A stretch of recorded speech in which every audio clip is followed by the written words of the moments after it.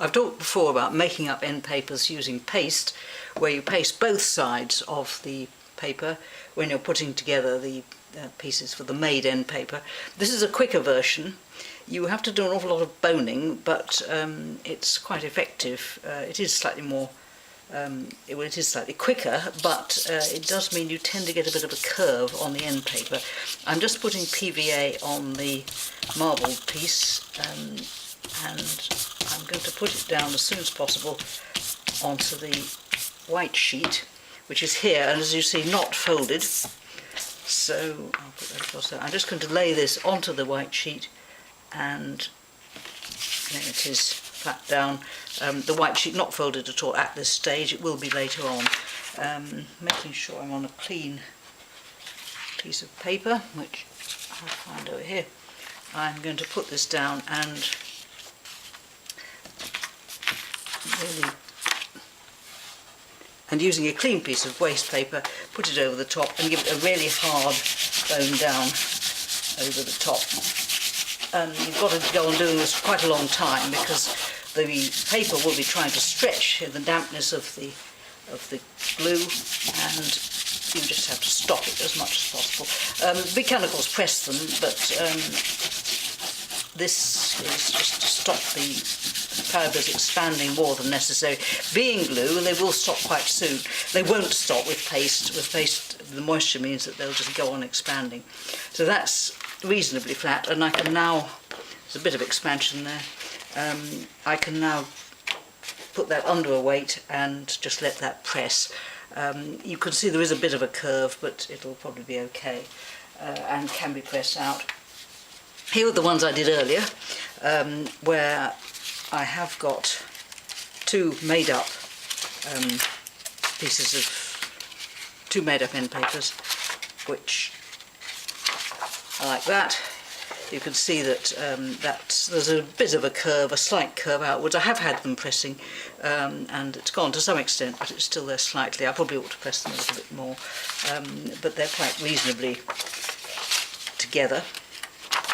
And those are what I'm going to put on my next book.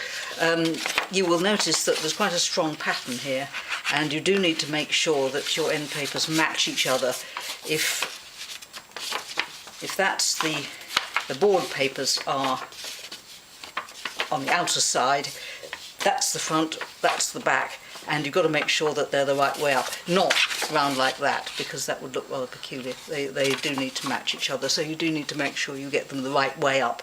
And also in this case, because it's a repeating pattern, they want ideally to continue across in the same lines. If you've got lines like that, it's quite distinctive. The next thing to do is to put round the outside a sheet, another fold of cartridge paper, which will go round the outside, and the outer one, the one next to the board paper, this is the unbacked piece, that's going to go down onto the, I think probably the front, whichever it is, front or back. This will be the waste sheet, which will disappear, and I shall write W on it just to make sure. And that will be the protective sheet, which will stop the end papers being damaged by all the work that's going to go on. It also gives a second plain sheet here, and the stitching will go through the middle of those two white folds. If you ignore the marble paper for a moment, you'll see that there are two white folds, and the stitching will go through the middle of those. When you do the stitching, just make sure that you don't go through the marble paper. I'll show that when I come to stitch them on, which I'll do in a moment. Here's the book ready to sew. I've pushed it out so that you can see what I'm doing more easily than if it's on the bench edge. Imagine this is the bench. Here is my waste paper, my waste sheet of the end paper. Here's the end paper made up, and you see that I'm sewing on the inner fold of these cream pages, and I've left a length of thread. When I did the sewing, I left this entire length all ready to be used on the end paper. So when you finish sewing, just leave the length, and then you don't need to worry about tying it on, but of course you can tie it on if you want to. Just need to make sure, because there are so many different sizes and lengths of paper, and that's why you need to make your end papers a lot bigger than you actually need. Just going to make sure that they're all going to be included in the book, you want to make sure that you haven't got it down like that with the inner sheet slightly short. So I'm just going to get it in the right place. I've also got these twirls which I need to make sure I get in the book. Actually, yes, I think perhaps I'll have that the other way round. Actually, I think we'll put that at the back and have the other one at the front. Partly because these twirls are in a particular place, and I think that it would actually look rather better if I had them that way up with the twirl at the bottom, at the top rather, starting at the top, and then the bit cut off at the bottom. So I think I'm going to change my mind about which way round they were, and I'm going to put this one on the back, upwards like that, and the other one on the front. It's a rather nice book about medieval woodcuts, printed by Incline Press, cuts of craft workers. And so a sort of slightly medieval look is quite nice, and I think for that reason I'm going to leave the edges untrimmed. They've got decals here which are quite nice. They're not that irregular, and the head has been quite reasonably cut as well to be fairly level. So I think I'm going to leave them as they are.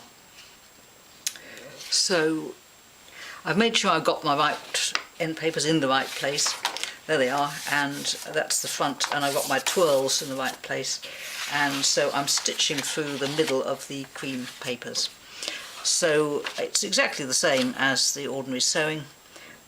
Go in the same way. You just need to make sure that you can't see the needle as you go through. If you can, then you need to take it out and put the needle through below the marble paper.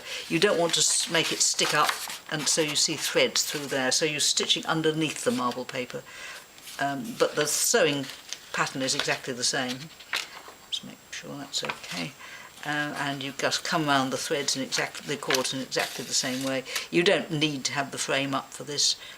They're going to stay in the right place quite satisfactorily, I think.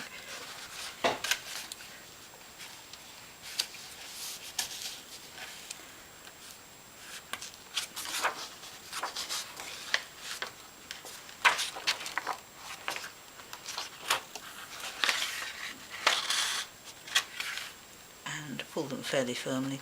Make sure that you've got everything firm inside and that you don't go through the threads as you come back. It's quite difficult when you're trying to get everything into the right place, but it means that you can pull everything tight at the end. If you've gone through the thread with your needle, then of course the thread is fixed and you can't pull it at all.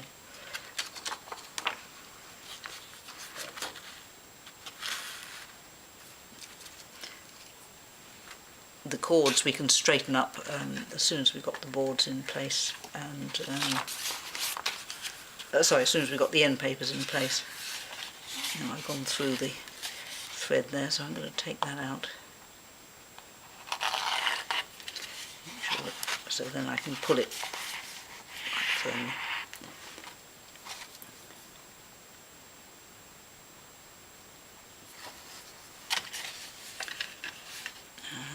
Two more to go here.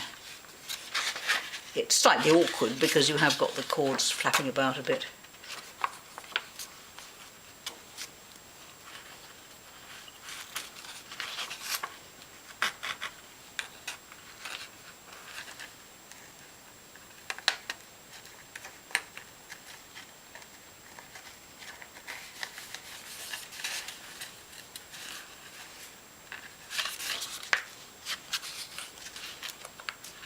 I suppose you could really wait to take it off the frame until you've done this, but a little book like this, it's not really a problem.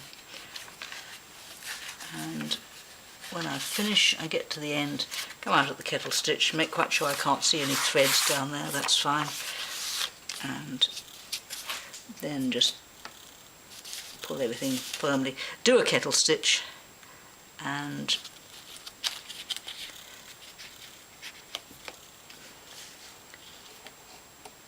just finish off by doing a spiral down the spine so that the thread is just firmly in place. and then you can just chop it off. And I shall do the other end in exactly the same way. I won't bother to show you the other side of the end paper, but there is one, and I just need to put a bit of glue here just to hold it down.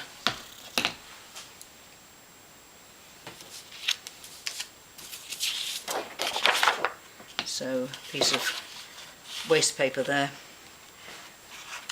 and well, nearest thing I've got is my bone folder, so I'll just put a tiny bit down along there just to hold it in place. You don't need to put large quantities of glue on, it's just a matter of holding it all in position.